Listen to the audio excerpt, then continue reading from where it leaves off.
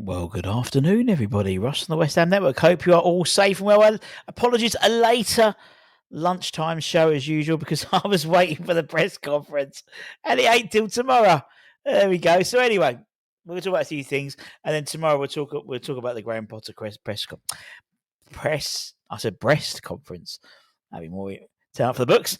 Press conference ahead of the game against Spurs on Sunday. So we've got to do a sort of lunchtime headlines, and then we've got Hammers headlines later on. So let's crack into it and talk about some lovely, lovely West Ham news, shall we? That sounds a good idea. Right, let's talk about Callum Marshall. It was announced today, I think it was yesterday, that he has been named the Huddersfield Town Player of the Year for 24-25 season. He's made 43 league appearances for the Terriers this season on a season-long loan, scoring 9 goals and 3 assists, and has been a stand-up performer for the side in a relatively difficult season for Huddersfield, to be honest. Despite them not getting the results they probably thought they were going to get, he has been consistent and has been praised by a lot of fans, Huddersfield Town fans on Twitter and stuff, in terms of his work rate, attitude, and the club really love him as well. Now, it's a great accolade. He's obviously, a Northern Ireland international as well now. And I think it was their manager. Is it Michael Duff is their manager? He's been quite open about wanting to sign him permanently. Although, according to sources, including Claret Hugh, they were told last month that such a move is off the table and they plan to recall him from his loan spell when it expires for pre-season, and for Potter to give him a once-over. Now, it could be suggested that this year may well have been a breakout year for him. Last year, he stumbled through a loan spell at West Brom, an ill-advised loan move. However, definitely, particularly this year with getting, I think he's got 8 caps now for Northern Ireland, 4 international caps, plus this as well. It shows, we've got a decent player there. His progress, as always, of all the academy players, has been closely monitored by the loan committee. And whether that will involve him breaking into the first team plans next season, I don't know. There's no doubt what he brings energy. He's like a terrier. He's a terrier. He's like a Craig Bellamy type player. Very, very nippy, always yapping. I'd hate to be a defender against him because he wouldn't give you a moment's peace. Now, how that features into Graham Potter's first team plans, we shall see.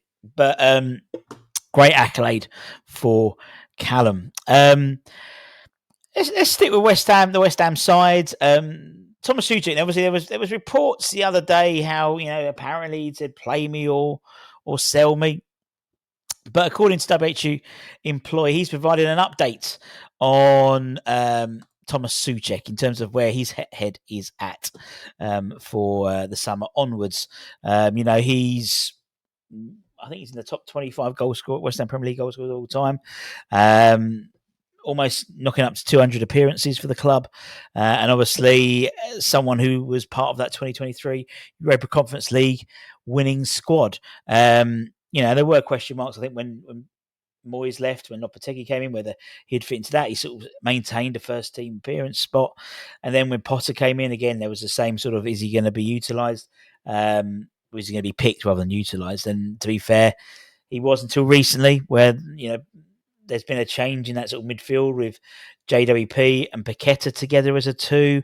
And obviously there's doubts about whether he, in terms of his destination next season. But, finally scored a goal against Brighton, and he always does have a knack for scoring.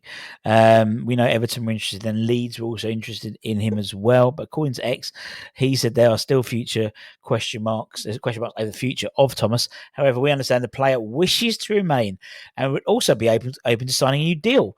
I swear he just signed like a 5-year deal recently, like a year or so ago. But anyway, the situation with Everton, Moyes really wants him, but a move for the player could be likely this summer. The decision has to be sat by Potter whether to move him on or not. I think the fact is because he's 30.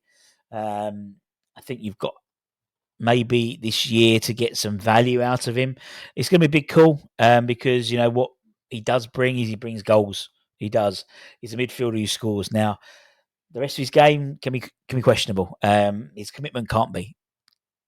He tries his fucking heart out, does old Thomas, and he scores. Is he our top scorer? Well, him and Bowen must be the top two goal scorers this season. But as I said, he's now, statistically, he scored more goals than Trevor Sinclair did for West Ham. Do you know what I mean? So we'll see what happens, whether he is included in the starting 11 against Spurs on Sunday. One player who we could be seeing potentially moving to West Ham is the Werder Bremen left back Felix Agu. Push pineapple, shout the tree. Now, I think we spoke about him a few weeks ago, and our friend and yours, Florian Peltenberg, he explained that he had a release clause of around 8 million quid, which seems why are we going to be activating? I think 8 million quid for a player like Felix is a very good deal. He's a left back by trade. You got to think with Ollie, coming into the side. We've got the ability of Aaron Wan-Bissaka to play on both sides as well. Emerson reports he could be looking a move out if a deal comes in from Amon Cresswell's not getting any younger, and obviously he's out of contract this year. Although you actually think about it, Felix is right-footed, so he could easily play on the right-hand side as well. So, yeah, we'll see. 18 of his 19 Bundesliga appearances this season have seen him on the left. However, he's also played plenty of times on the right as well. Although a relatively slow-burning career, in all honesty. You got to think also with something like Soucek. I know we were looking at people like Kyle Walker-Peters, who could operate both left and right. Felix could probably do that, and arguably has a few more years on him as well. He was. Where was the article? The article was in. Doesn't say where it was quoted from, but asked about what he's going to be doing next year. He says, "Of course, I've heard the news about the interest from West Ham. For me, it's about achieving the best possible result this season for Verdun.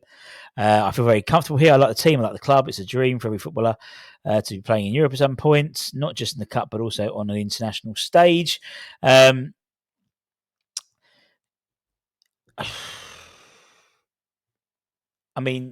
fact is, I think Werder Bremen have had a bit of a decentish season this year, so they will be I think they will be qualifying for Europe, and actually, it's going to be a very one-off season. I can't be maybe consistently coming back in, but for someone like Felix, 8 million quid for me, it sounds an absolute bargain. It really does, really does.